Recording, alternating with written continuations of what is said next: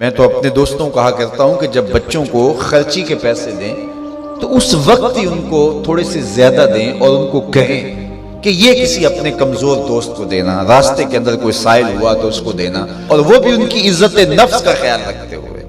یہ جو نمائش کا جذبہ پیدا ہو گیا اور یہ جو سیلفی کا زمانہ آیا، اور اس نے تو رہی صحیح کسر ہی نکال دی۔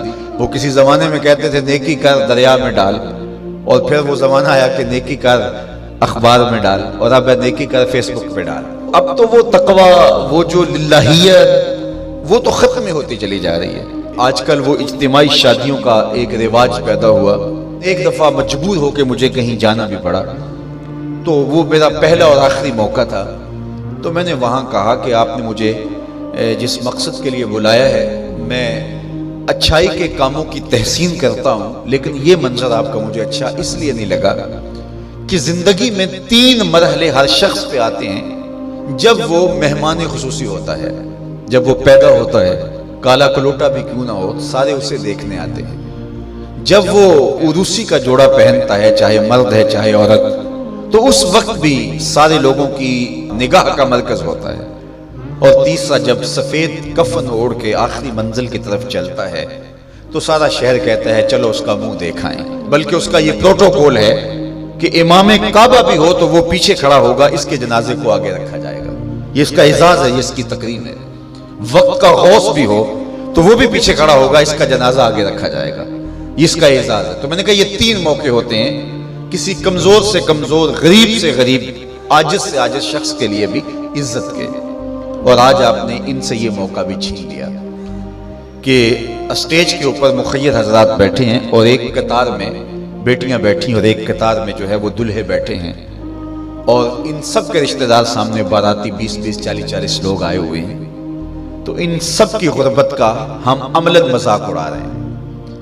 آج یہاں میں کسی کے چہرے کے اوپر خوشی نہیں دیکھ رہا، اگر مسکراہٹ ہے تو وہ مصنوعی مسکراہٹ ہے۔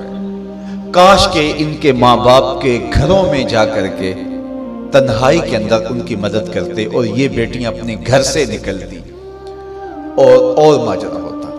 اب ان کی غربت کا گواہ آپ نے کتنے لوگوں کو بنایا، اور صرف اپنے اشتہار کے لیے۔ تو یہ مزاج پیدا کریں، عزت نفس نہ کسی کی مجروح ہونے دیں۔ سب سے قیمتی شے انسان کی عزت ہوتی ہے۔ کبھی آپ نے دیکھا ہو بارش پڑی ہو اور کیچڑ ہو اور کوئی بندہ پھسل کے گر جائے تو وہ بعد میں دیکھتا ہے کہ مجھے چوٹ آئی ہے کہ نہیں، پہلے یہ دیکھتا مجھے کسی نے دیکھا تو نہیں۔ اس کا مطلب یہ ہے اس کو اپنی جان سے عزیز اپنی عزت ہے۔ تو مت کسی کی عزت پہ انگلی اٹھائیں، مت کسی کی تذلیل کا سبب بنے، مت کسی کی رسوائی کا ذریعہ بنے۔ لوگوں کو عزت دیں۔ جب تک غلامی موجود رہی، حضور نے فرمایا کہ جو خود کھاتے اسے کھلاؤ، جو خود پہنتے اسے پہناؤ، وہ تمہارے بھائی لگتے ہیں، ان کے ساتھ حسن سلوک کرو۔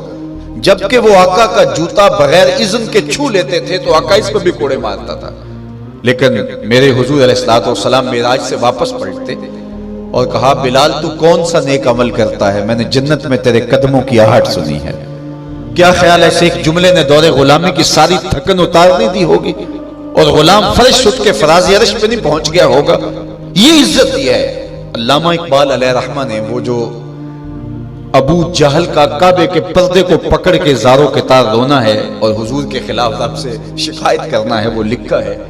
تو اس میں جو شکایتیں لگاتا ہے ابو جہل کعبے کے غلاف کو پکڑ کے، تو اس میں ایک شکایت یہ لگاتا ہے کہ از محمد سینہ ما زار زار، ہمارا سینہ بڑا دکھی ہو گیا ہے، اس شخص نے تو ہمارے نظم کو خراب کر دیا ہے۔ با غلام خیش بر یکخان نشست، یہ جو دین لے کر آیا ہے اس دین کے اندر یہ سبق ہے کہ غلام اور آقا ایک دسترخوان پہ بیٹھیں گے، اور اگر غلام اور آقا ایک دسترخوان پہ بیٹھ جاتے ہیں تو پھر کہاں گیا ہمارا قریش کا سردار ہونا؟ تو یہ تو ہمارا سب سسٹم تلپٹ ہو جائے گا۔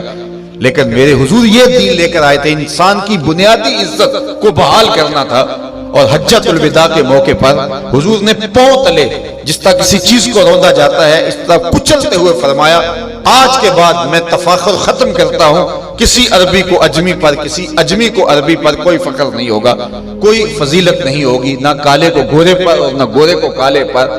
فضیلت کا معیار کیا ہے؟ ان اکرمکم عند اللہ اتقاکم، جو متقی ہوگا اللہ کے نزدیک وہی عزت والا ہوگا۔